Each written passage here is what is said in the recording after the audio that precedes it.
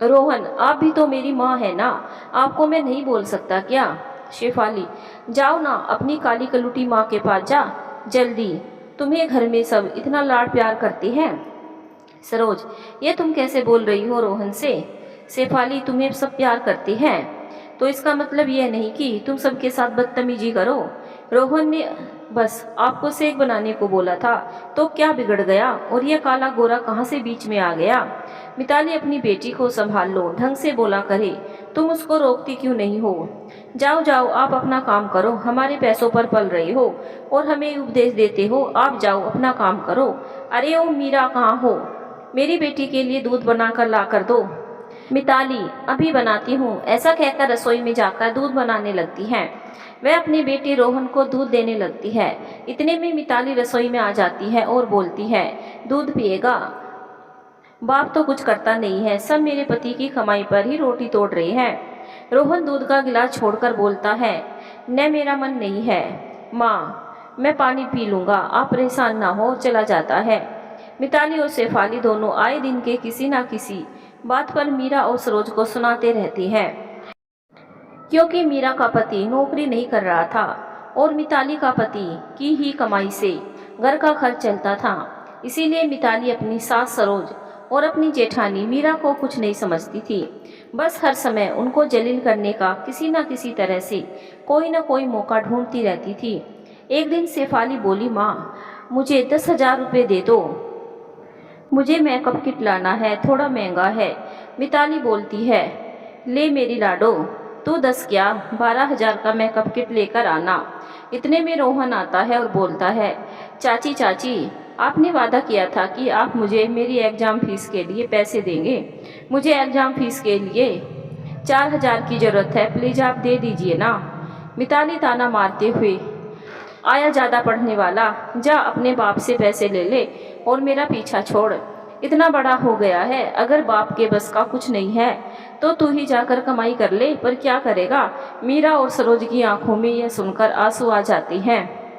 सरोज, मीरा मत रो, अपना दिल छोटा मत कर, रोहन जरूर पढ़ेगा। मीरा, माँ, मैं कैसे पढ़ाऊँ रोहन को, मेरे पास पैसे नहीं है और इनको भी कुछ काम नहीं मिल रहा। हमारे इतने सपने थे रोहन को अच्छी शिक्षा दिलाने के कि मैं इसको अच्छी शिक्षा अवश्य दिलाऊंगी। उदास होकर रोने लगती है और परेशान हो बोलती है, माँ, हमने किसी का क्या बुरा किया है, क्यों मुझे इतनी परेशानी के दिन देखने पड़ रहे हैं? सरोज मीरा के सिर पर हाथ फेरते हुए बोलती है, बेटा तू चिंता मत कर, मेरे पास कुछ पैसे हैं, मैं ला कर देती हूँ। सरोज ऐसा कहकर अपनी अलमारी में से उसको पैसे निकाल कर देती है और कहती है, ये पैसे रोहन को दे देना, कल वो अपनी फीस जमा कर देगा। शेफाली ये सब बातें सुन लेती है और जाकर अपनी माँ मिताली को सब बताती है और कहती है, माँ, दादी ने रोहन की फीस के लिए 4,000 रुपये दिए हैं।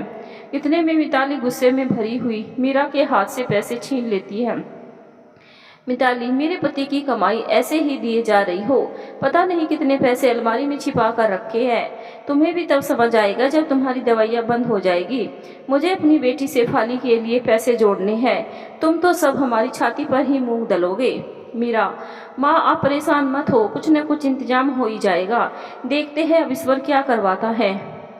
सरोज, मीरा, तुम सुबह से उठकर शाम तक घर के कितने काम करती हो, थोड़ा मिताली को भी करने दिया करो। कोई बात नहीं, अगर मिताली घर का कुछ काम नहीं करती तो मैं कर लेती हूँ, क्या फ़र्क पड़ता है। मैं अपने रोहन को अच्छी पढ़ाई के लिए और घर में रहने के लिए सुन लेती हूँ, एक दिन तो हमारे दिन भी बदलेंगे। मीरा, बेचारी को आजकल सीढ़ी चढ़ने उतरने में भी कष्ट होता है। सरोज, रहने दो मीरा, मैं सब जानती हूँ। जब शाम को सारा काम हो जाता है तो उसकी तबीयत ठीक हो जाती है। शाम को सज धज कर सेल्फी लेने अपनी बेटी के साथ ऊपर आ जाती है। नौटंकी कहीं की, मैं उसको अच्छे से समझती हूँ, तुम ही उसकी हर बात को बर्दाश्त कर जाती हो। मीरा, माँ, आप ही बताइए मैं क्या कर सकती हूँ, मेरे पास सुनने के अलावा और कोई चारा नहीं है। मुझे रोहन को पढ़ाना है और घर से भी नहीं निकल सकती। हम मिताली को कुछ भी बोलेंगे तो वह घर का खर्चा देना भी बंद कर देगी, आप तो उसे अच्छी तरह से जानती हैं।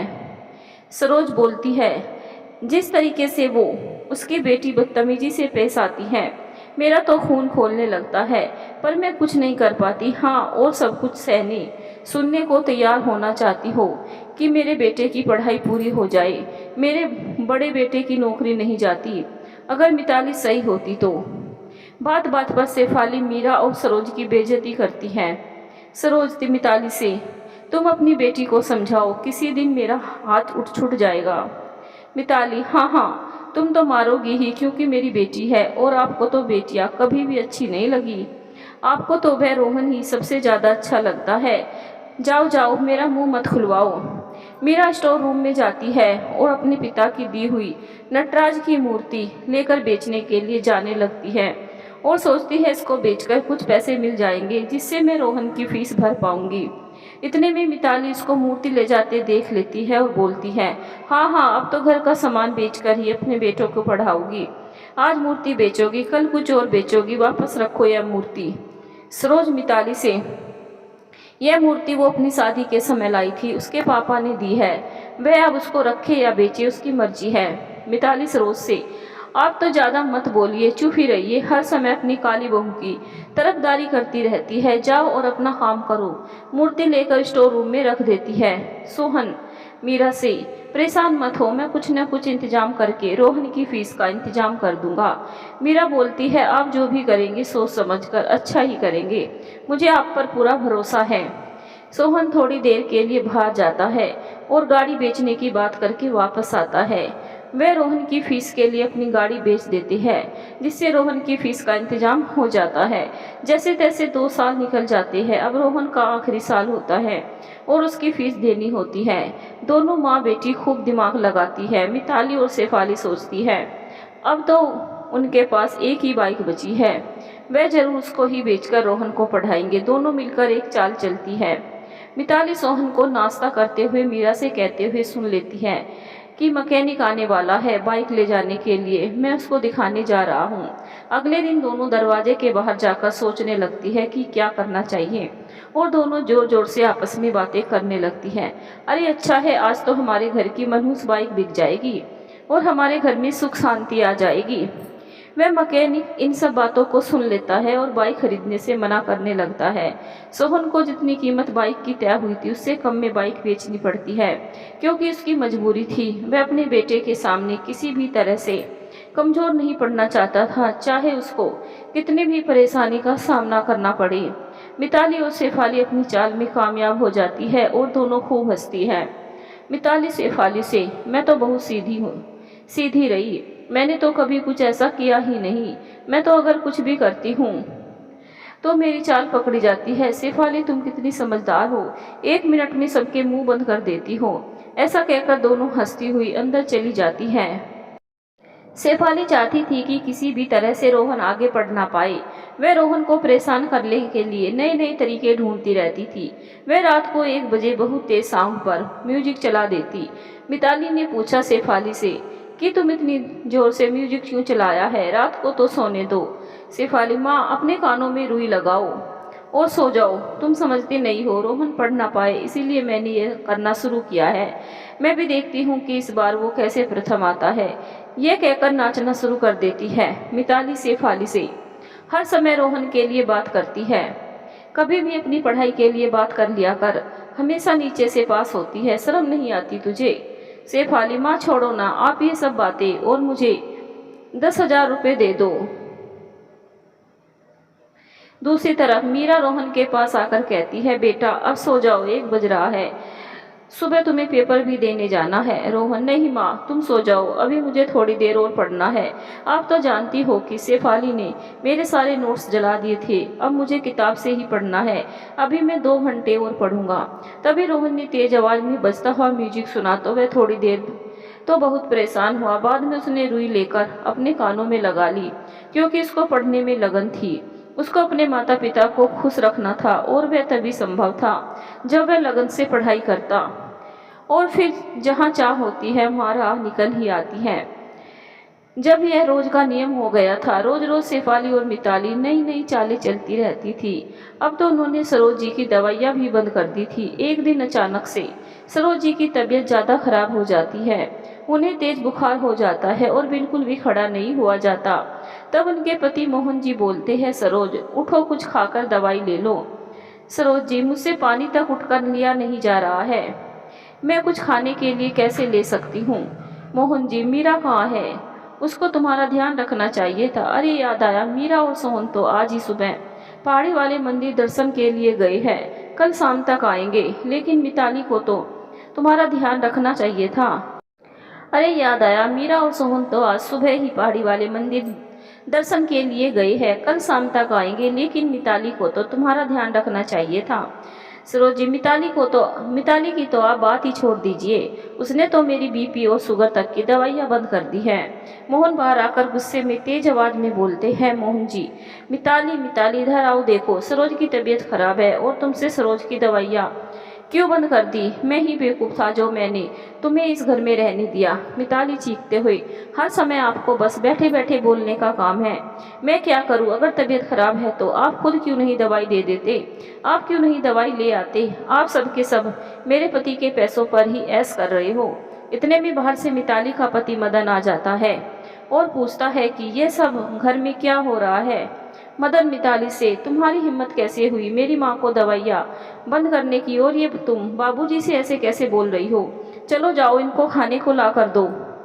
मिताली मदन से, तुम बड़े आए अपने माँ बाबूजी की हिमायत लेने वाले, जाओ और खुद ही खाने को दो। सब सारा दिन बैठे बैठे हुक्म चलाते रहते हैं, जैसे कि मैं तो इस घर में नौकर बनकर आई हूँ। मदन रसोई से जाकर सरोज जी को चाय ब्रेड ला कर देता है और दवाइयाँ लेकर आता है। मोहन जी कहते हैं कि यह घर मेरा है। मिताली, मैंने गलती की जो तुम्हें इस घर में रखा। तुम्हें तो इस घर से बाहर पहले ही निकाल देना चाहिए था। इतने में शेफाली आ जाती है और कहती है, आप यह क्या बोल रही हैं? शेफाली मिताली से, माँ चुपचाप इतना सब बातें कैसे सुन लेती हो? मैं सीधी हूँ ना, इसीलिए शेफाली में सबकी बातें चुपचाप सुन लेती हूँ। अभी इन सबको मजा चखाती हूँ, इन सब के नाम से थाने में रिपोर्ट लिखवा देती हूँ और इन पर दहेज का इल्जाम लगा देती हूँ। इन सबको तो मुझे सबक सिखाना ही पड़ेगा। ऐसा कहकर दोनों पैर पटकते हुए अपने कमरे में चली जाती हैं। कमरे में आकर शेफाली मिताली से कहती है, माँ, इस बूढ़े को तो मैं सुबह बताती हूँ, कैसे बोल रहा था कि घर से निकल जाओ, सुबह उठकर रोज जल चढ़ाने जाता है ना, तब देखती हूँ अगले दिन कैसे पूजा करता है। अगले दिन सुबह मदन जी छत पर जल चढ़ाने जाने लगते हैं। ओम सूर्याय नमः, ओम राहवे नमः, ओम मित्राय नमः, ओम खगाय नमः मंत्रों का जाप करते हुए सूर्य भगवान को जल चढ़ाते हैं और सीढ़ियों से नीचे उतरने लगते हैं। इतने में शेफाली सीढ़ियों पर तेल डाल देती है और मदन जी का पैर तेल पर पड़ने से वह फिसलते हुए नीचे आ जाते हैं। उनके पैर की हड्डी टूट जाती है। सब जैसे तैसे उन्हें उठाकर बैठाते हैं। डॉक्टर मोहन जी को पूरा बेड रेस्ट बोल देते हैं और कहता है कि बुढ़ापे में हड्डी का जुड़ना थोड़ा मुश्किल होता है, इसीलिए तुम जितना आराम करोगे तुम्हारे लिए उतना ही अच्छा होगा। कुछ टाइम तो तुम्हें बिल्कुल भी हिलना डुलना नहीं है। ऐसा कहकर डॉक्टर अपने क्लिनिक पर चला जाता है। अब तो मीरा के लिए और भी काम बढ़ गया। मिताली तो कुछ करती नहीं थी, अब बीमार ससुर का काम और ऊपर से मदद करने वाला कोई नहीं था। अगले दिन जब मीरा कपड़े धोने के लिए गई और जैसे ही मशीन में कपड़े डालने लगी, शेफाली मीरा से कहती है कि मशीन खराब हो गई है, अब हाथ से कपड़े धो लो और मेरे कमरे में भी कपड़े रखे वह भी ले लेना। मीरा शेफाली से, शेफाली तुम अब बड़ी हो गई हो, अपने कपड़े खुद धो सकती हो। शेफाली गुस्से से बड़बड़ाती है। इतने में मिताली भी आ जाती हैं। शेफाली मिताली से कहती है, माँ देखो ये क्या कह रही है, ये मुझसे कह रही है कि ये सारे कपड़े तुम धोओगी। हाय माँ, अब तो तुम ही बोलो कि अब मैं क्या करूँ। मिताली गुस्से में मीरा से कहती है, तुमने मेरी लड़की को कपड़े धोने को बोला है, अब जाओ और मेरे कमरे से भी बेडशीट पड़ी हुई है वह भी धो देना। 2 दिन की हो गई है, उतरी नहीं है, और जो कपड़े हैं वो सब हाथ से धो लो। तभी रोहन कॉलेज से वापस आ जाता है और मीरा से कहता है कि माँ आप कितनी मेहनत करती हो, लाओ मैं आपके साथ कपड़े धुलवा देता हूँ, और मीरा की मदद करने लगता है।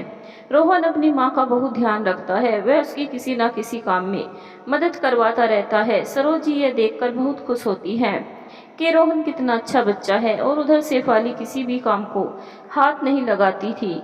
बस ऐसे ही धीरे धीरे सबकी जिंदगी कट रही थी। मिताली और शेफाली आए दिन कोई ना कोई साजिश करती रहती थी। रोहन के पेपर करीब आ गए थे। पेपर तो शेफाली के भी थे, परंतु शेफाली को अपने पेपरों की बिल्कुल भी चिंता नहीं थी। वह तो बस रोहन को परेशान करने में अपनी सारी एनर्जी लगाती थी। एक दिन दोनों ने सोचा कि कल रोहन का पेपर है। मीरा सुबह उठकर खाना बना रही थी, उसने सबका खाना लगा दिया। दोनों उस दिन सुबह जल्दी उठी। दोनों ने भरपेट नाश्ता किया और बचे हुए सारे खाने को डस्टबिन में डाल दिया। इतने में मीरा और सरोज जी रसोई में आती हैं। वह उन दोनों को डस्टबिन में खाना डालते हुए देखती है और मिताली से पूछती है, तुम ये क्या कर रही हो? खाना क्यों डस्टबिन में फेंक रही हो? अभी तो किसी ने भी खाना नहीं खाया है। तो वह कहती है, ये मेरे पति की कमाई का खाना है, मैं चाहे खाऊं या फेंक दूं, मेरी मर्जी। तुम कौन होती हो मुझको कुछ भी कहने वाली? जाओ, एक बंदे के लिए प्लेट में खाना रखा है, जिसको खाना है वो खा लेना। ऐसा कहकर चली जाती है। तभी रोहन वहाँ आता है और मीरा से कहता है, माँ मुझे खाना दे दो। वह कहती है, बेटा तू खाना खा ले। पर तभी रोहन देखता है कि खाना तो एक ही प्लेट में है। रोहन मीरा से, माँ खाना आप लोग खा लेना, आप सारा दिन मेहनत करते हो, मैं आकर खा लूँगा। ऐसा कहकर वह पेपर देने चला जाता है। सरोज और मीरा दोनों आधा आधा खाना खा लेती है। थोड़ी देर बाद दोनों उसी सोफे पर बेहोश हो जाती है। जहाँ बैठकर वो दोनों खाना खा रही थी, वो वहीं लुढ़क जाती है। थोड़ी देर में मिताली और शेफाली दोनों देखती है कि रोहन तो खाना खाकर ही नहीं गया। शेफाली का प्लान था कि रोहन खाना खाएगा और पेपर में बेहोश हो जाएगा और सब सोचेंगे कि सारी रात जागने की वजह से उसको चक्कर आ गया होगा। लेकिन यहाँ तो उल्टा तो हो ही गया था। वह दोनों मीरा और सरोज जी को सोफे पर बेहोश देखकर भी एक दूसरे से कहती है, चलो हमें क्या पता इनको क्या हुआ है, ये दोनों क्यों सो गई है। यहाँ तो सोचा हुआ कुछ होता ही नहीं है, उसका उल्टा ही हो जाता है। इन दोनों को सोफे पर ही रहने देते हैं और हम दोनों बाजार चलते हैं। दोनों बाजार के लिए निकल जाती हैं। उधर थोड़ी देर पहले सरोज नाश्ता करते करते अपनी बहन रमा से बात कर रही थी और उसको बता रही थी कि कैसे मिताली ने और शेफाली ने नाक में दम कर रखा है एवं बात करते करते ही बेहोश हो जाती है। दूसरी तरफ से रमा बोलती रहती है, हेलो हेलो हेलो, परंतु उसे कोई आवाज़ नहीं आती। रमा की बहू सायरा रमा जी से कहती है, जरूर कुछ ना कुछ बात हुई है, जाओ आप देखो कि वहाँ क्या हुआ है। अगर आपसे बात नहीं संभले तो मुझे फ़ोन कर देना, मैं तुरंत आ जाऊँगी। रमा सायरा से, तू अपनी सास को जानती तो है, मैं सब संभाल लूँगी। ऐसी कितनी ही मिताली को मैं ठीक कर चुकी हूँ। और टैक्सी लेकर अपनी बहन सरोज जी के घर के लिए निकल जाती है। वह वहाँ जाकर देखती है कि मीरा और सरोज दोनों बेहोश पड़े हैं। वह उन दोनों को होश में लाती है। सरोज रमा जी को सारी बात बताती है। रमा समझ जाती है, अच्छा तो यह सब मिताली और शेफाली ने रोहन के लिए किया होगा। वह दोनों हर समय सभी का बुरा सोचती रहती हैं। रमा जी सरोज जी से कहती है कि अब मैं आ गई हूँ, तुम चिंता मत करो, मैं उन दोनों को सुधार दूंगी। अभी वो दोनों मुझे जानती नहीं है। और दीदी, तुम कब से इतनी कमज़ोर हो गई हो? तुम मिताली को सही नहीं कर पाई, तुम तो ऐसी नहीं थी। सरोज रमा से कहती है, क्या करूं, मेरे से अब बात नहीं संभल रही है और मैं डरती हूं कि मेरी वजह से घर में कोई परेशानी ना आए, इसीलिए चुपचाप सब बर्दाश्त करती रहती हूं। मीरा उठकर मासी के लिए और सबके लिए दोबारा खाना बनाती है। इतने में शेफाली और मिताली बाजार से वापस आ जाती हैं। वह दोनों मासी को देखकर बोलती है, यहाँ अब तुम भी आ गई हो, पहले ही क्या कम लोग थे। तभी रमा कहती है कि मैं यहाँ अपनी बहन बहनोई के घर आई हूँ और जब तक मेरा मन आएगा तब तक यहीं रहूँगी। तुम कौन होती हो मुझे कुछ भी कहने वाली? जाओ और अपना काम करो। और हाँ, यह जो तुम कहती हो ना कि मेरा पति कमाता है और सब खाती है, तो सुन लो, मेरी विदेशी बहू ने मुझे भर भर कर पैसे दिए हैं, जो सर्विस भी करती हैं।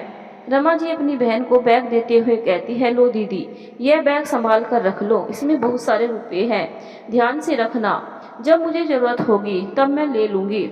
ऐसा कहकर वह सरोज को बैग दे देती है। वो सरोज जी को जाकर वह बैग अपनी अलमारी में रख देती है। यह बात शेफाली सुन लेती है और वह अपनी माँ मिताली के पास जाती है। शेफाली मिताली से, माँ, दादी को रमा दादी ने एक बैग दिया है और कह रही थी कि इसमें बहुत सारे पैसे हैं। दादी ने वह बैग अपनी अलमारी में रखा है। मिताली अलमारी की बात सुनकर खुश होते हुए कहती है कि उस अलमारी से तो मेरा पुराना नाता है, उसमें से तो मैं पैसा चुरा ही लूँगी। मैं भी देखती हूँ कि कैसे वो अब अपने पैसों का रोब जमाती हैं। अगले दिन सरोज और रमा रसोई का सारा सामान ले आती है और मीरा को दे देती है और मीरा से बोलती है, जाओ जाकर सबके लिए कुछ अच्छा सा खाने को बनाओ। मीरा सोचती है, चलो आज मैं सबकी पसंद का खाना बनाती हूँ, और वह बड़ी मेहनत से सबकी पसंद का खाना बनाती है। फिर सबने पेट भरकर खाना खाया। रमा बोलती है, दीदी मीरा आओ, हम सब साथ खाना खाती है। मीरा तुम अपनी भी प्लेट लगा लो। उधर शेफाली बोलती है, माँ रसोई से आज बहुत अच्छी खुशबू आ रही है, पता नहीं आज क्या बन रहा है। तब मिताली कहती है, बन रहा होगा वही रोज वाला खाना, मुझसे बिना पूछे मीरा क्या बनाएगी, वह हमारे घर की नौकरानी ही तो है। उधर जब तीनों खाना खा चुकी होती है तो रमा जी कहती है, आप सबने खाना खा लिया ना, तो बचा हुआ खाना ले आओ। मीरा रमा को बताती है कि अभी शेफाली और मिताली खाने के लिए रह गई है।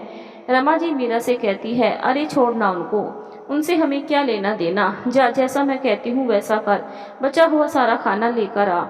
फिर रमा बचे हुए सारे खाने को खा लेती है और लंबी सी डकार लेते हुए बोलती है, अब आएगा मजा। इतने में मिताली और शेफाली आती है और बोलती है, मीरा हमारे लिए खाना लगाओ। खाना तो खत्म हो गया। रमा जी बोलती है, तुम जाओ अपने और अपनी बेटी के लिए खुद बना लो। मिताली गुस्से में मीरा से, मीरा उठो और हम दोनों के लिए खाना बनाओ, मेरे पति के पैसों का खाना खाकर तुम यहाँ आराम से टांग पसार कर बैठी हो, उठो जाकर खाना बनाओ। रमा मिताली से, खाना तुम खुद बनाओ। मिताली भुनभुनाती हुई रसोई में जाती है और सूखी ब्रेड चाय ले बनाकर शेफाली को देती है। शेफाली मिताली से, माँ ये क्या है, मुझसे यह सब नहीं खाया जाएगा। मिताली शेफाली से गुस्से में, ज्यादा आई कहीं की गवर्नर, चल चल जो दिया है चुपचाप से खा ले। शेफाली, देखो रोहन की माँ रोहन के लिए कितना अच्छा खाना बनाती है, और एक आप है जो मुझे सूखी ब्रेड दे रही है। मिताली शेफाली से कहती है, खानी है तो खा वरना रहने दे, और दोनों जैसे तैसे अपना पेट भरती है। दूसरी तरफ रमा जी अपनी बहू सायरा को वहाँ की सारी अपडेट देती है। सायरा रमा जी से कहती है, मदर इन लो, आप मिताली को कम मत समझना, वह जरूर कोई ना कोई चाल चलेगी, अब आपको ज़्यादा सावधान रहना होगा। रमा जी सायरा से कहती है, अभी तू अपनी सास को नहीं जानती, मैं सब संभाल लूंगी और तुम्हें समय समय पर सब अपडेट देती रहूंगी। चलो सो जाते हैं, अभी तो सुबह मिताली को एक झटका और देना है। मिताली गुस्से में सबके सामने पैर पटकते हुए मीरा को सुनाते हुए चली जाती है, पति तो कुछ कमाता नहीं, देखती हूँ कितने दिन मीरा तुम्हारे पैसों पर खाएगी। मीरा सोचती है कि सही तो कह रही है मिताली, पति का तो कुछ भी काम नहीं है, और थोड़ी परेशान और हो जाती है। रमा सरोज जी से, दीदी तुमने पहले क्यों नहीं बताया कि सोहन काफी समय से कोई काम नहीं कर रहा है, मेरी बहू सायरा अब तक सब सही करवा देती। चलो कोई बात नहीं, अब सब सही हो जाएगा, मैं उससे बात करती हूँ। सुबह सुबह रमा मशीन के सब कपड़े धो रही थी कि इतने में शेफाली वहाँ आती है और रमा जी से कहती है, यह तुमने हमारी मशीन क्यों चलाई, मेरा हाथ से कपड़े क्यों नहीं धो सकती। रमा शेफाली से, जा जा अपना काम कर, यह चकचक नहीं चाहिए मुझे, ये मशीन मैंने अपने पैसों से मंगाई है और तुम्हारी वह पुरानी मशीन बाहर रखी हुई है, जाओ तुम चाहो तो अपने कपड़े हाथ से धो लो। और हाँ सुनो, शेफाली उस कामचोर मिताली को भी बोल देना। इतने में मिताली बाहर आ जाती है। मिताली रमा जी और शेफाली से, यह सब क्या हो रहा है, मतलब क्या है, अरे अपने कपड़े धो रही है, तुम अपने कपड़े हाथ से धो लो, वह रखी तुम्हारी पुरानी खटारा मशीन। फिर रमा जी मिताली से, हाँ सुनाओ मिताली, ये कपड़े बाल्टी में ले जाकर ऊपर सुखाओ। बेचारी मीरा सारा दिन काम करके थक जाती है। बुझे मन से मिताली ऊपर कपड़े सुखाने जाती है तो पीछे पीछे रमा जी भी आ जाती है और गुनगुनाते हुई, गोरे रंग पे इतना गुमान न कर, गोरा रंग तो दिन में ढल जाएगा। रमा जी मिताली से कहती है, मिताली यह जो मैंने चश्मा लगाया है ना, यह मेरी विदेशी बहू लाई थी मेरे लिए। मिताली कपड़े सुखाती जाती है और मन ही मन बहुत गुस्से में सोचती रहती है कि देखती हूँ कितने दिन रहेगी, और यहाँ पर इसको तो मैं सबक सिखाकर ही मानूंगी। रोज रोज धूप में कपड़े सुखाने से तो मेरा गोरा रंग काला पड़ जाएगा, उस काली मीरा की तरह। दूसरी तरफ रोहन के पेपर खत्म हो जाते हैं। अगले दिन रमा सरोज जी और मीरा से कहती हैं, आज रोहन के पेपर खत्म हो गए हैं तो शाम को हम चॉकलेट केक मंगवा कर कटवाएंगे। मिताली मन ही मन सोचती है कि चॉकलेट केक काटेंगे, मैं भी देखती हूँ कैसे काटती है चॉकलेट केक। रमा सरोज से, दीदी जरा उस बैग में से पैसे ला दो, मुझे केक मंगाना है। सरोजी अंदर जाती है, अलमारी खोलकर चारों तरफ देखती है पर उसका कहीं भी रमा का बैग नजर नहीं आता। वह बहुत घबरा जाती है। रमा जी घबरा कर मीरा को आवाज लगाती है, मीरा मीरा इधर आओ।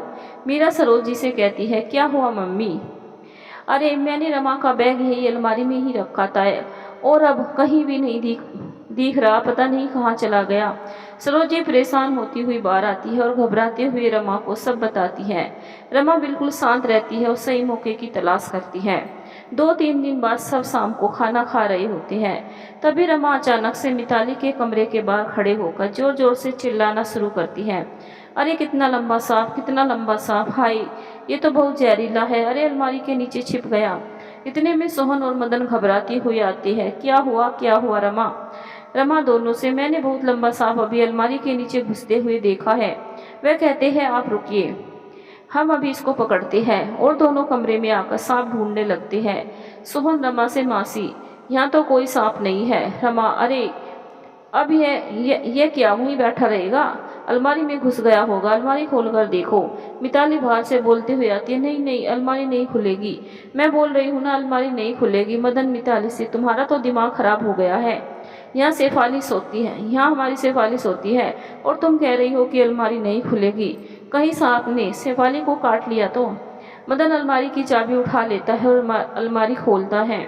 जैसे ही अलमारी खुलती है, रमा अपना बैग झट से उठा लेती है और बोलती है, यहाँ कोई सांप नहीं था, ये सांप था। इसने मेरा बैग चुराया था, तो बस मैं कोई मौका ढूंढ रही थी अपना बैग वापस लेने का। यह चली है मुझसे टक्कर लेने, पर मैं जानती नहीं है मुझे। मेरा नाम रमा है, सरोज नहीं। मिताली रमा से, अरे इस पर्स में तो मेरे भी पैसे रखे हुए हैं, मेरे पैसे तो दे दो मुझे। रमा जोर से बोलते हुए, चल चोर कहीं की, तेरे पैसे, बड़ी आई पैसे वाली। मदन, ये सही रहा, अब मिला शेर को सवा शेर। हंसते हुए कमरे से बाहर चला आता है। मिताली, कोई बात नहीं, आज तुम सब हंस रहे हो मुझ पर, देख लूंगी एक दिन। सब धीरे धीरे अपने कमरे में चले जाते हैं। मिताली खून का घूंट पीकर रह जाती है। वह शेफाली से कहती है, मेरी तो हर चाल ही नाकामयाब रहती है, तू ही कुछ सोच शेफाली। शेफाली मिताली से, मैं क्यों सोचूं, जब मैंने तुमसे 10,000 रुपये मांगे थे तब तो तुमने दिए नहीं। लो अब गए ना तुम्हारे 20,000 रुपये। और कमरे से बाहर निकल जाती है। अगले दिन रमा सोहन से कहती है, लो ये पैसे लो और एक चॉकलेट केक ले आना, आज रात को चॉकलेट केक कटेगा रोहन के पेपर खत्म होने की खुशी में। सोहन नजर नीचे करते हुए, रहने दीजिए मासी, केक रहने दीजिए ना। रमा सोहन से कहती है, क्या रहने दीजिए, जब तो कमाने लगेगा तब तेरे से पार्टी ले लूंगी, खिलाएगा ना बिरयानी। सोहन रमा से, हाँ हाँ क्यों नहीं, कहीं कुछ काम तो मिले, मैं तो बहुत परेशान हो गया हूँ मासी। रमा, परेशान मत हो सोहन, सब ठीक हो जाएगा। सोहन केक ले आता है और मीरा से कहता है, आज रात को हम सब मिलकर केक काटेंगे, अभी तुम इसको फ्रिज में रख दो। शेफाली केक की बात सुनकर केक खराब करने की सोचती है और फ्रिज के पास जाती है। फ्रिज को वह खोलने की कोशिश करती रहती है पर फ्रिज नहीं खुलता। इतने में रमा भी वहाँ आ जाती है और शेफाली से कहती है, अरे क्या देख रही हो शेफाली, फ्रिज नहीं खुलेगा, फ्रिज की चाबी तो मेरे पास है। और चाबी दिखाती है। शेफाली पैर पटकते हुए बाहर चली जाती है। रमा पीछे से कहती है, केक खराब करने आई थी ना। शेफाली मिताली से, माँ मुझे भी केक खाना है।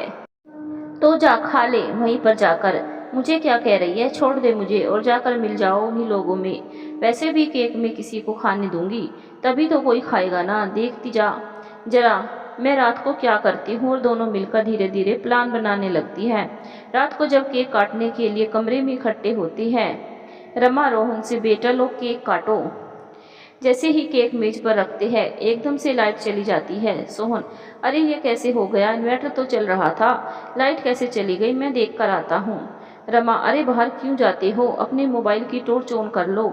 जैसे ही टॉर्च ऑन करते हैं मेज से केक गायब था। रमा, अरे केक कहाँ गया, अभी तो यहीं था। सब बोलते हैं, गायब कैसे हो गया केक। रमा सरोजी से, दीदी क्या तुम्हारे घर में भूत प्रेत है जो एकदम से केक गायब हो गया, तुमने पहले क्यों नहीं बताया। सब उदास मन से सोने चले जाते हैं। मिताली और शेफाली हंसती है। लोग बड़े आए थे, केक खाने वाले, खा लिया केक। सुबह सुबह रमा उठकर मॉर्निंग वॉक के लिए जा रही होती है। तभी खंबे के पास क्या देखती है कि चॉकलेट केक को कुत्ते खा रहे हैं। उनको बहुत गुस्सा आता है। खाने का इतना निरादर, यह तो ठीक नहीं। इनको तो अब सुधारना ही पड़ेगा। वह अपनी बहू सायरा से सारी बातें बताती हैं। सायरा रमा से कहती है, आपको अभी और सावधान रहने की जरूरत है, क्योंकि वह कदम कदम पर आपसे बदला लेगी। रमा कहती है, कोई बात नहीं, मैं उसको संभाल लूंगी, तुम परेशान मत हो, मैं तुम्हें रोज की खबर देती रहूंगी।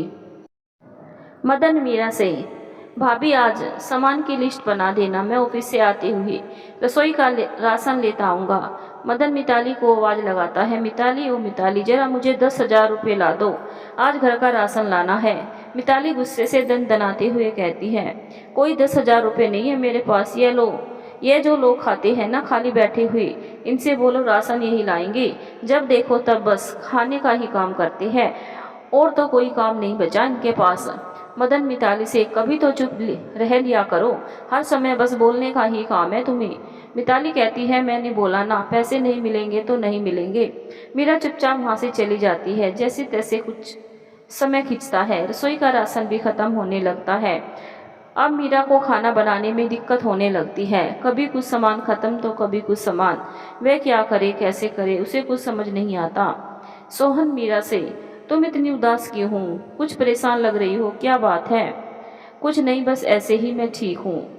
मीरा, सुबह मेरे लिए जल्दी नाश्ता बना देना, मुझे कल जल्दी काम से कहीं जाना है। अच्छा, बना दूंगी। अगले दिन सुबह मीरा नाश्ता बनाकर खाने के लिए सोहन को बुलाती है। सोहन, आओ नाश्ता कर लो, नाश्ता तैयार है। मीरा, आता हूँ, अभी जरा तैयार हो रहा हूँ, आज मुझे जरा जल्दी है। सोहन तैयार होकर नाश्ता करने बैठ जाता है। इतने में मिताली उधर से निकलती है और मीरा से बोलती है, सुबह सुबह कुछ और काम नहीं है तुम्हें? जब देखो तब चोरी छुपे अपने पति और अपने लड़के को नाश्ता कराती रहती हो, और देखो इसको भी जरा शर्म नहीं आती। आराम से कैसे नाश्ता करने बैठ गया, बेशर्मी की तो हद है। निखट्टू कहीं का, कुछ काम तो करता नहीं, बस बैठा रहता है। और एक ये है, अगर इसका पति काम नहीं कर रहा हो तो इतना भी नहीं खुद ही जाकर कहीं काम कर ले, निर्लज कहीं की। सोहन बिना नाश्ता करे उठ जाता है और मीरा से बोलता है, मीरा मुझे भूख नहीं है, मैं जा रहा हूँ। मीरा मिताली से बोलती है, मिताली कभी तो चुप रहा करो, अगर मैं तुम्हारी सब बातें सुन लेती हूँ तो इसका मतलब यह नहीं कि मैं बोलना नहीं जानती या मैं कुछ करना नहीं जानती। और एक थप्पड़ मिताली के गाल पर मारती है। अब तक उसको कहती थी तो वह बर्दाश्त करती रहती थी, अब जब वह उसके पति पर बात आई तो मैं बर्दाश्त नहीं कर पाई। मिताली गुस्से से एक तो मेरा ही खाना खाती है और मुझ पर ही हाथ उठाती है। मीरा, मिताली ज़्यादा मत बोलो, मैं तुझे अच्छे से जानती हूँ, अगर मैं अपनी पर आ गई ना तो तेरा घर में रहना दूभर कर दूंगी। रमा मीरा को मिताली को जवाब देते हुए सुन लेती है और बहुत खुश होती है और मन ही मन सोचती है कि आज मीरा में आत्मसम्मान का भाव आ गया है, अब तो जरूर सब कुछ अच्छा ही होगा। फिर बाहर आकर मीरा, यह तूने आज बहुत सही काम किया।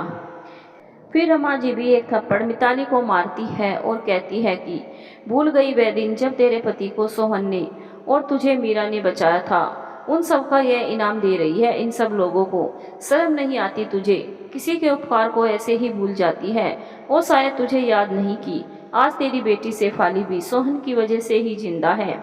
उस दिन मीरा का मन किसी काम में नहीं लगता, उसे अपने पति की इतनी बेइज्जती सही नहीं जाती।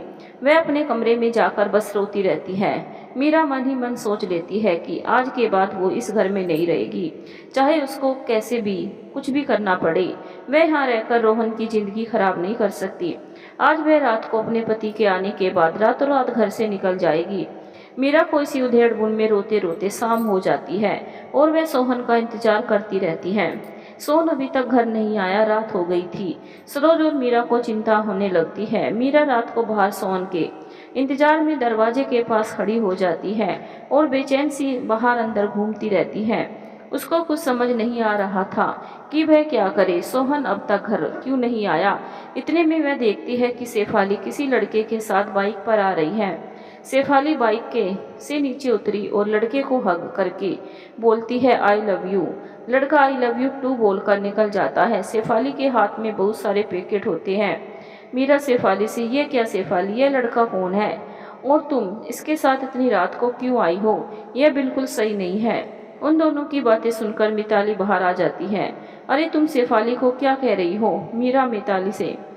शेफाली किसी लड़के के साथ इतनी रात को बाइक पर आई है और उसको उसने आई लव यू बोला है। अभी यही है कितनी क्लास में? क्या लड़कियों के लक्षण सही है? तुम इसको कुछ समझाती क्यों नहीं हो? अभी तो इसकी पढ़ने की उम्र है और ये सब क्या कर रही है? क्यों तुम इसकी ज़िंदगी खराब कर रही हो? मिताली मीरा से कहती है, हमें ज़्यादा समझाने की ज़रूरत नहीं है, ये हमारे परिवार का मामला है, तुम अपने काम से काम रखो। मिताली शेफाली से कहती है, ये सब क्या है और वो लड़का कौन है? शेफाली मिताली से कहती है, माँ वह मेरा टाइम पास बॉयफ्रेंड है। मिताली शेफाली से, अभी तू है ही कितनी बड़ी, बॉयफ्रेंड और वो भी टाइम पास। मिताली, ओ मम्मी तुम नहीं समझोगी, मतलब यह सामान मैंने सारा उसी के पैसों से खरीदा है। तुमने तो पैसे देने से साफ मना कर दिया था और मुझे तो खरीदना ही था। वो तो बस इतने ही मेरा बॉयफ्रेंड है जितने वह मुझको सामान दिलाता है। ठीक है, नहीं तो फिर दूसरा बॉयफ्रेंड बना लूँगी। मिताली, क्या वह तुझे छोड़ देगा? शेफाली, अरे टाइम पास कर रही हूँ। मिताली शेफाली से कहती है, तू तो बिल्कुल मुझ पर गई है। अरे तू कब से इतनी समझदार हो गई? ये तो तू बहुत अच्छा काम कर रही है। मीरा मिताली से कहती है, कैसी माँ हो तुम बेटे को सही रास्ता दिखाने की जगह गलत रास्ता दिखा रही हो। ये तुम अच्छा नहीं कर रही मिताली। मिताली, जाओ जाओ अपना काम करो और इस घर की नौकरानी बनकर रहो। मीरा सोचने लगती है, क्या मैं इस घर की नौकरानी हूँ? मैं इतना सब करके इसके लिए करती हूँ और इसकी मेरे लिए यह सोच है। अब तो वह पक्का मन बना लेती है कि मुझे किसी भी कीमत पर इस घर में बिल्कुल नहीं रहना चाहे, मुझे खुद कहीं नौकरी करनी पड़े। दोनों छोटा मोटा काम करके ही सही बच्चे की परवरिश तो कर ही लेंगे। वह मन ही मन यह सब सोचते हुए सोहन का इंतजार करने लगती है और परेशान सी इधर उधर घूमती है। इतने में सोहन ऑटो से राशन का सामान और कुछ पैकेट लिए उतरते हैं। मीरा सोहन से, इतनी देर कहाँ लगा दी और ये सब क्या है? सोहन खुश होते हुए कहता है, अरे कुछ नहीं, अंदर तो चलो सब बताता हूँ। सरोज जी सोहन से कहती है, कहाँ था बेटा सुबह से? कितना परेशान हो रहे थे और मैं और मीरा। सोहन कहता है, माँ लो पहले बैठो, मुंह मीठा करो। रमा खुशी से बोलते हुए, अरे मुझे तो पहले ही पता था कि आज कुछ अच्छा होने वाला है। सुबह की शुरुआत जो इतनी अच्छी हुई थी। मीरा ने जब मिताली को थप्पड़ मारा था तब मिताली का मुंह तो देखने लायक था। अरे मुझे तो पता था कि मेरी फॉरनर बहू सायरा का कमाल है। सोहन, मम्मी मीरा, मुझे आज बहुत बड़ी कंपनी में नौकरी मिल गई है। अब किसी को किसी की बात की भी तकलीफ नहीं होगी और घर में खुशी का माहौल हो जाता है। रमा खुश होते हुए, चलो इस खुशी में नए साल पर पार्टी रख लेते हैं। मीरा, हाँ हाँ मासी क्यों नहीं, बहुत दिन हो गए किसी से मिले नहीं, कहीं आए गए भी नहीं। सरोज, क्या यह ठीक रहेगा? कहीं पार्टी में कोई गड़बड़ ना हो जाए।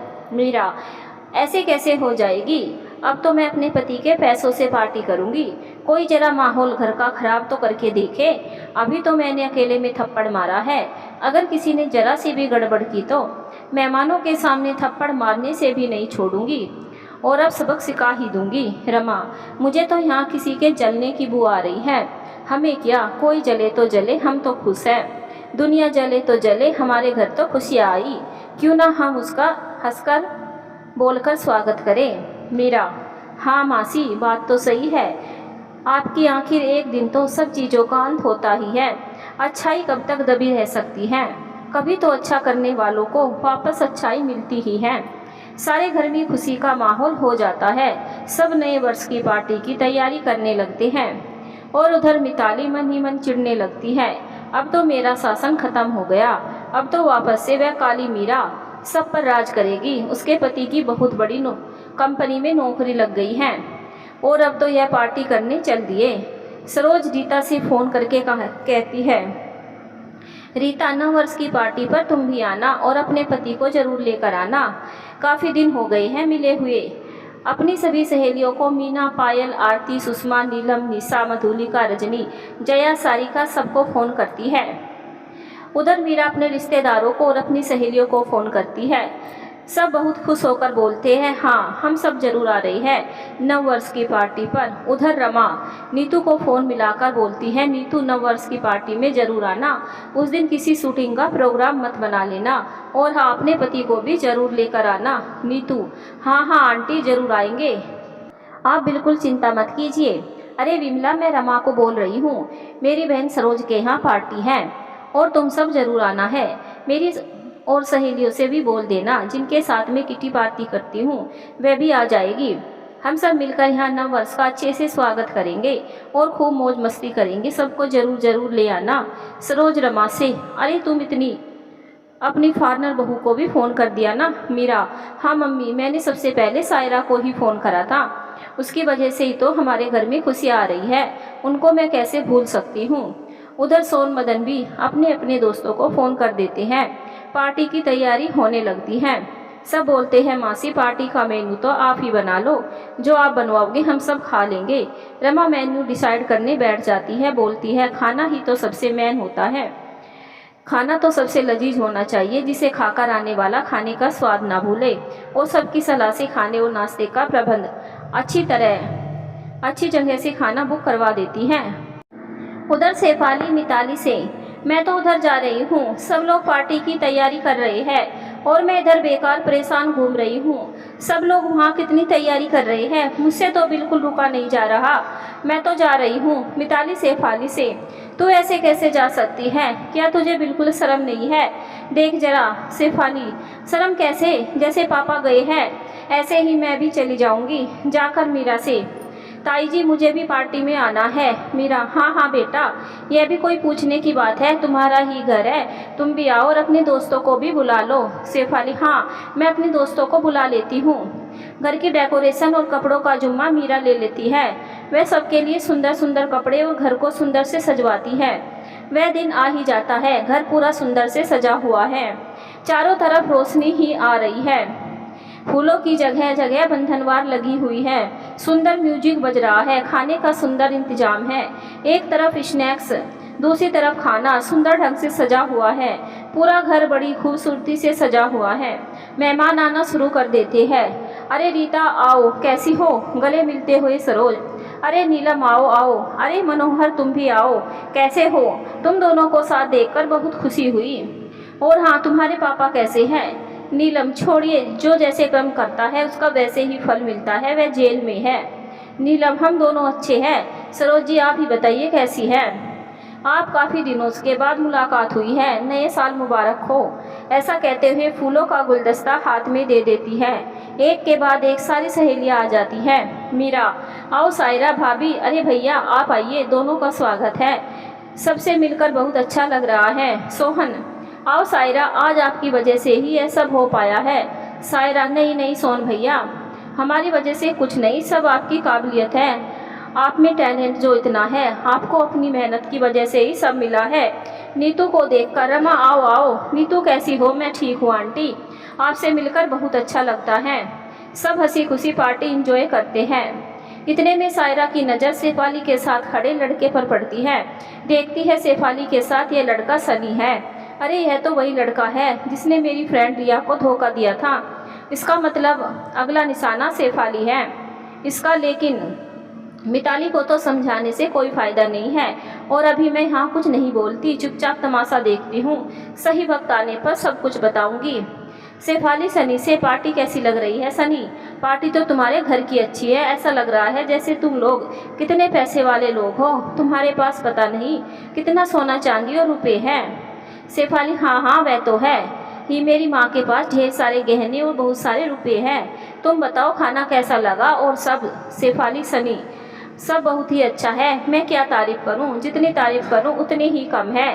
सब लोग डांस करते हैं, खाना खाते हैं, पूरा घर खुशियों से भर जाता है। शायद उनके घर बहुत दिनों बाद खुशियाँ आई थी, सब बहुत खुश होते हैं। धीरे धीरे पार्टी समाप्त हो जाती है और लोग एक दूसरे को हैप्पी न्यू ईयर बोलकर अपने अपने घर चले जाने लगते हैं। सब खाने की सजावट की और उनकी मेहमान नवाजी की बहुत तारीफ करते हैं। सरोज, मीरा, रमा और घर वालों सब बहुत खुश हैं। हो भी क्यों ना, आज सबकी मनचाही मुराद जो पूरी हो गई थी, जो कमी उनके इतने टाइम से चली आ रही थी, सोहन की नौकरी ना होने की, अब सोहन के पैसों से घर चलने लगा और मीरा अपने सास ससुर का पहले जैसा ही ध्यान रखने लगी।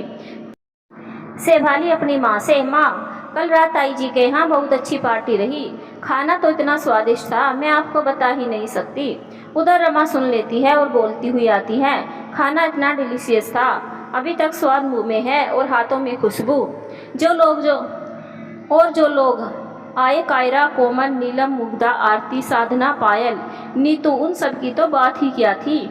सबने कितना डांस किया, हमने तो कितना नववर्ष के स्वागत में अच्छा खाया, अच्छा पिया, खूब मौज मस्ती की है। पर कुछ लोग जो है ना, क्या करते हैं उसको अंग्रेजी में उप्स, छोड़ो पुअर सोच, bad luck, bad starting, new year छोड़ो, हमारा तो नया साल बहुत अच्छे ढंग से शुरू हुआ है, पूरे साल देखो क्या क्या होता है, और वहाँ से चली जाती हैं। उधर सायरा और मीरा बात कर रही है। सायरा मीरा से, मीरा तुम्हें बहुत संभल कर रहना होगा, मुझे अभी कुछ ठीक नहीं लग रहा है, मैंने तुम्हें वैसे सब बता दिया है, तुम वक्त आने पर अपने हिसाब से संभाल लेना, क्योंकि मिताली का तो तुम्हें पता ही है, मैं उसे भी कुछ नहीं कह सकती। मीरा, हाँ मैं सब संभाल लूँगी, आप चिंता ना करें सायरा भाभी, मैं अब मीरा नहीं रही जो बात बात पर अपनी बेइज्जती करवा दूँगी। इतने में सरोज, अरे कौन बोला अपना टाइम आएगा। सायरा, ओहो मम्मा, पार्टी तो ख़त्म कब की हो चुकी है, अब तो आप गानों से बाहर आइए। रमा, अरे नहीं मैं तो मीरा के लिए बोल रही थी। अच्छा, अब हमारी मीरा बहुत समझदार हो गई है, मेरा कोई बात नहीं, अब तेरा टाइम आ रहा है, थोड़ा संभल कर रहना उस मिताली से। सायरा बोलती है, भाभी मैं जरा किसी काम से जा रही हूँ, दोपहर तक आती हूँ। रोहन, चाची आप कहाँ जा रही है, क्या मैं आपके साथ चल सकता हूँ? सायरा, हाँ मैं पास में एक NGO में वहाँ जा रही हूँ, तुम मेरे साथ चल सकते हो। थैंक यू चाची, मैं पेपर ख़त्म होने के बाद वैसे भी घर पर बोर हो रहा था, आपके साथ जाकर मुझे बहुत अच्छा लगेगा।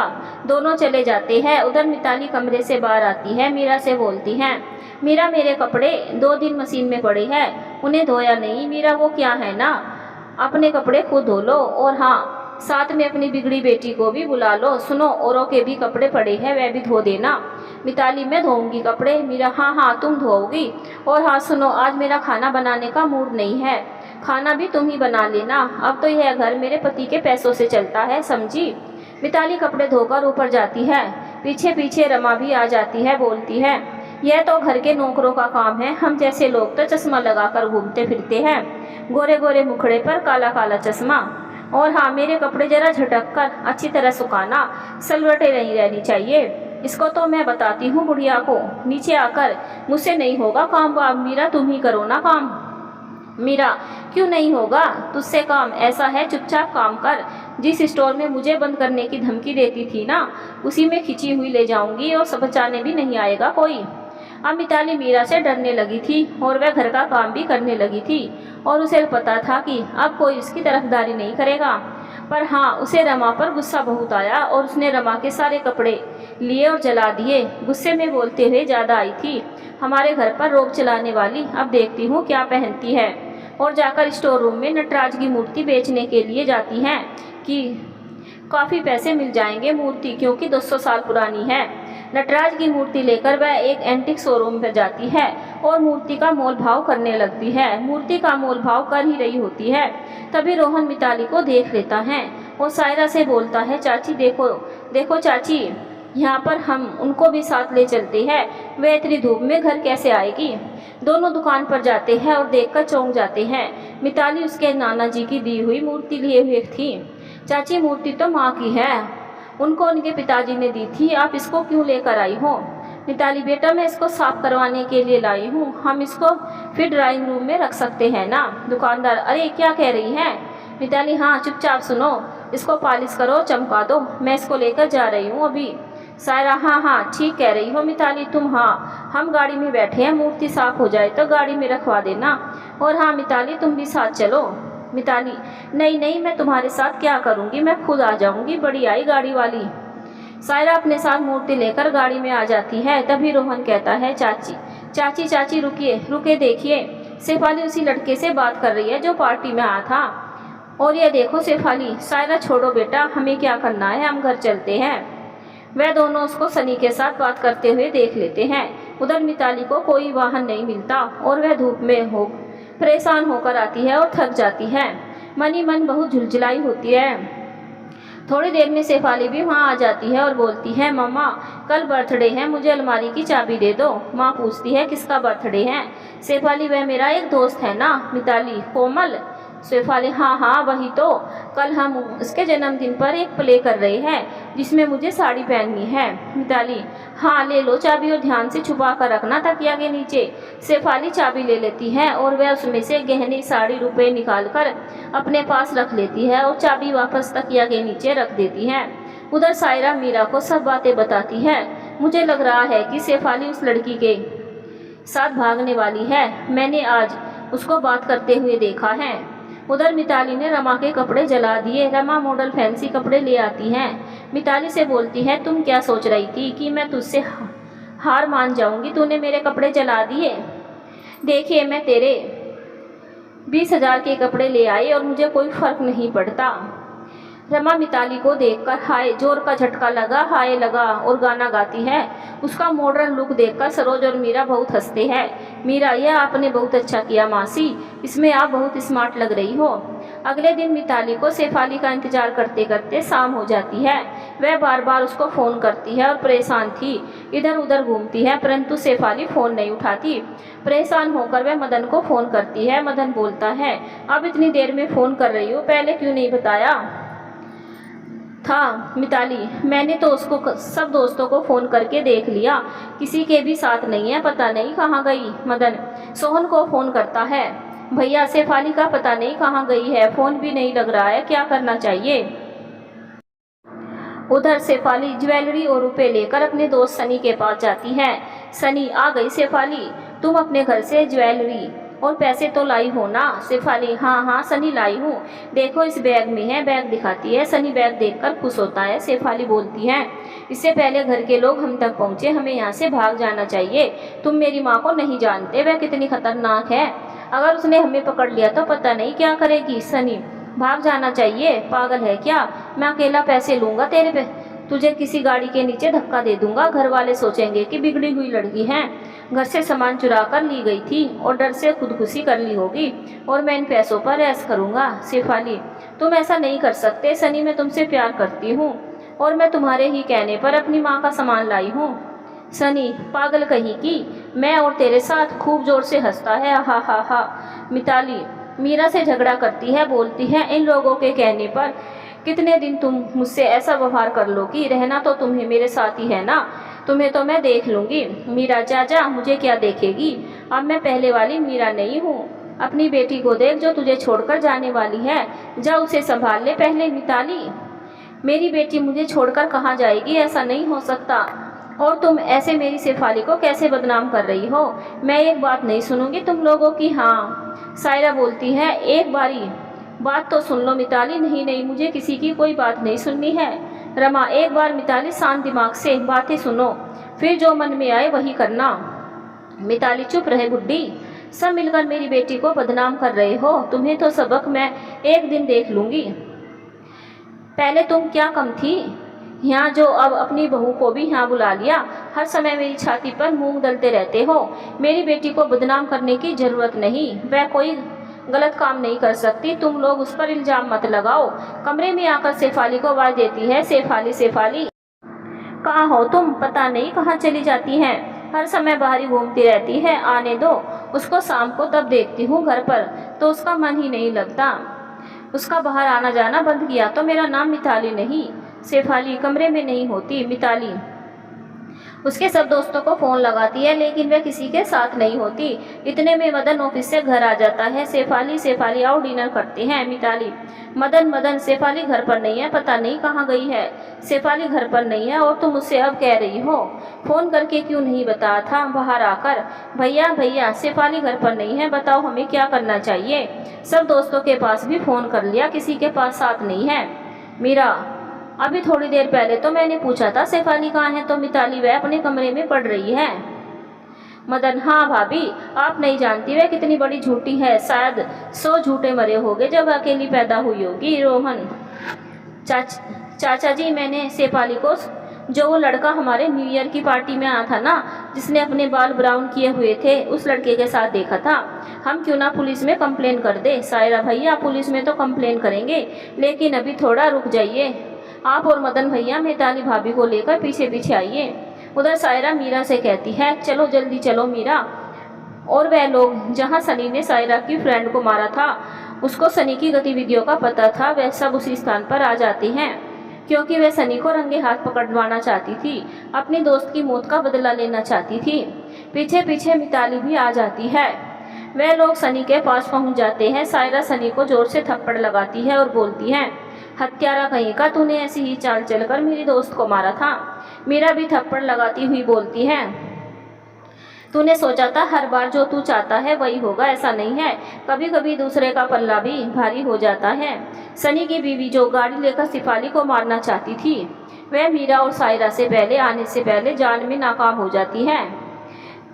मीरा उसकी बीवी की गाड़ी रुकवा देती है और उसको भी गाड़ी से उतारकर सनी के साथ खड़ा कर देते हैं। उधर मिताली आते ही सबसे पहले सनी के हाथ से अपने पैसे और बैग छीन लेती है, इससे पहले कोई और ले, और बोलती है, शेफाली तुमने मेरे पैसे चुराए और मेरे यहाँ नहीं, तुझे तो मैं बताती हूँ, शर्म नहीं आई तुझे। शेफाली मीरा के गले लग जाती है और बोलती है, ताई जी आपने आकर समय पर मुझे बचा लिया, नहीं तो यह सनी बहुत बुरा लड़का है, मुझे मार देता और सारे पैसे लेकर भाग जाता, बहुत अच्छा किया आपने।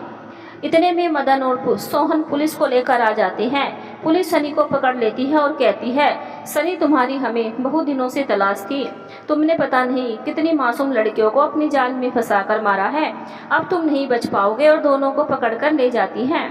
पुलिस सायरा को बोलती है, धन्यवाद आपका, आपने एक मुजरिम को पकड़वाया है और कितनी लड़कियों को इस गुनहगार के हाथों से बचाया है। सायरा मेरे पास इसके खिलाफ सब सबूत है, मैं कल आकर थाने में जमा कर दूंगी। सायरा के चेहरे पर एक अजीब सी शांति आ जाती है। वह एक लंबी गहरी सुकून की सांस लेती है। वह अपनी दोस्त की मृत्यु का बदला ले लेती है। सब घर आ जाते हैं। मदन और सोहन शेफाली को समझाते हैं। शेफाली कहती है, अब आगे से मुझसे ऐसी गलती कभी नहीं होगी, अब मैं पढ़ने में ध्यान लगाऊंगी। अब सायरा को धन्यवाद देते हैं और कहते हैं कि आज तुम्हारी वजह से हमारी बेटी सही सलामत आई है, हम तुम्हारा धन्यवाद कैसे करें। सायरा आप सबको धन्यवाद कहने की ज़रूरत नहीं है, जैसे आपकी बेटी वैसे ही मेरी भी है। मैं सनी पर बहुत दिन से नज़र लगाई हुई थी और उसकी एक एक हरकत देख रही थी। जब वह न्यू ईयर की पार्टी में आया था तब मैंने शेफाली को उसके साथ देख लिया था, बस तभी से मैं थोड़ी चौकन्नी हो गई थी। मुझे पता था कि वह अब क्या करेगा। हमने कल शेफाली को उससे बात करते हुए सुन लिया था और हमने मिताली को कुछ नहीं कहा, क्योंकि हमें पता था मिताली हमारी बात नहीं मानेगी। मैं और मीरा सही वक्त का इंतजार कर रहे थे। अब सही समय आने पर सनी पुलिस की गिरफ्त में है और हमारी शेफाली घर पर। शेफाली मैं बहुत लोगों से नफरत करती हूँ। मीरा बेटा मैं तुम्हें कई बार समझा चुकी कि कई बार मैंने तुमको रोका, पर तुम तो मेरी बात समझती नहीं हो। शेफाली अगर तुमने मेरी जान बचा ली है तो क्या अब एहसान जताते रहोगे। मैं तुम सबसे नफरत करती हूँ, मुझे तुमसे कोई बात नहीं करनी है। मिताली तुम ऐसा कैसे कर सकती हो बेटा, तुम तो मेरी बेटी हो ना। शेफाली नहीं नहीं, मुझे नहीं रहना, इस घर में चली जाती हूँ यहाँ से। मीरा उसको हाथ पकड़कर बैठा देती है और बोलती है कि मैं तुम्हें कहानी सुनाती हूँ, अगर तुम्हें सही लगे तो रुकना वरना चली जाना। मीरा शेफाली को समझाते हुए कहती है, बेटा मैं तुम्हें एक सच्ची कहानी सुनाती हूँ, उस कहानी को सुनने के बाद जो तुम्हारे मन में आए वह करना। मीरा शेफाली को कहानी सुनाती है। शेफाली सुनो, नवरात्रि के दिन थे। एक बड़े से घर में एक सुंदर प्यारी सी कन्या ने जन्म लिया। सारा घर खुशी से झूम उठा। वह लड़की 1 महीने की हो गई। वह हर समय रोती रहती थी। डॉक्टर को दिखाया तो पता लगा कि उसका किडनी सही नहीं है, वह ज़्यादा दिन जी नहीं सक पाएगी। सारा घर परेशान हो गया। कुछ समय में समझ में नहीं आ रहा था कि क्या करे। डॉक्टर की दवाई से 1 महीना आराम रहा। एक दिन वह लड़की रात को रोती रही। सरोज ने मिताली में से कहा, वह क्यों रो रही है, उसको चुप कराओ, इसको दूध पिलाओ, देखो तो सही क्या हुआ है। उसकी माँ बोली, मैं इसका कुछ नहीं करूँगी, रोती है तो इसे रोने दो, कल की मरती आज ही मर जाए, मैं तो दूसरा बेबी पैदा कर लूँगी, और हाँ तुम्हें ज़्यादा हमदर्दी है तो तुम इसे पाल लो। ऐसा कहकर दूसरे कमरे में चली गई। एक दिन उसकी तबीयत ज़्यादा खराब हो गई। सोहन की अपने बॉस के साथ अर्जेंट मीटिंग थी। बॉस, सोहन सुनो, हमें यह टेंडर हर हालत में मिलना चाहिए। तुम्हें पता है यह हमारी कंपनी के लिए कितना ज़रूरी है। सोहन, हाँ मैं जानता हूँ और मैं पूरी कोशिश करूँगा यह टेंडर हमें ही मिले, आप चिंता ना कीजिए। मैं क्लाइंट से कैसे बात करनी है अच्छे से जानता हूँ बॉस। हाँ हाँ, मुझे पूरा विश्वास है तुम यह काम अच्छे से कर पाओगे। जाओ प्रेजेंटेशन तैयार कर लो। इतने में फ़ोन बजता है। मीरा, हेलो, गुड़िया की तबीयत ज़्यादा खराब हो रही है, आप कुछ कीजिए। सोहन, तुम गुड़िया को लेकर सिटी हॉस्पिटल पहुंचो, मैं वहीं आ रहा हूँ। बॉस, मिस्टर, जहाँ तक मुझे पता है आपके एक बेटा है और यह बेटी। सोहन, एक बात कान खोलकर सुन लो, और तुम प्रोजेक्ट बीच बीच छोड़कर कैसे जा सकते हो। Sohan, sorry sir, sorry ma'am, मुझे यह काम छोड़कर जाना पड़ेगा, पहले मेरा घर है। बॉस, मैं तुम्हें नौकरी से फायर कर दूंगी। तुम किसी भी कारपोरेट कंपनी में काम नहीं कर पाओगे। सोच लो, तुम्हारे सामने तुम्हारी सारी जिंदगी पड़ी है, तुम्हारा करियर या पहले यह दूसरे का बच्चा। सोहन, आप कुछ भी कहिए, कुछ भी हो मैम, मुझे जाना ही होगा। मीरा, आप कितनी देर में आ रहे हैं? मैं हॉस्पिटल पहुंच रही हूँ। सोम सिटी हॉस्पिटल पहुंचता है, वहाँ पर मीरा और सरोज मोहन हॉस्पिटल में है। डॉक्टर, आप अपनी बच्ची को सही टाइम पर हॉस्पिटल ले आए।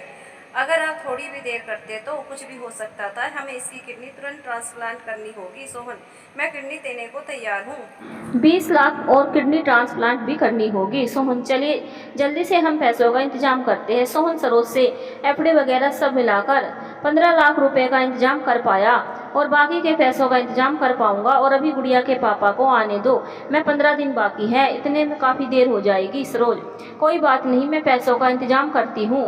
मैं अपनी बहन को फ़ोन लगाती हूँ, वह ज़रूर मेरी मदद करेगी।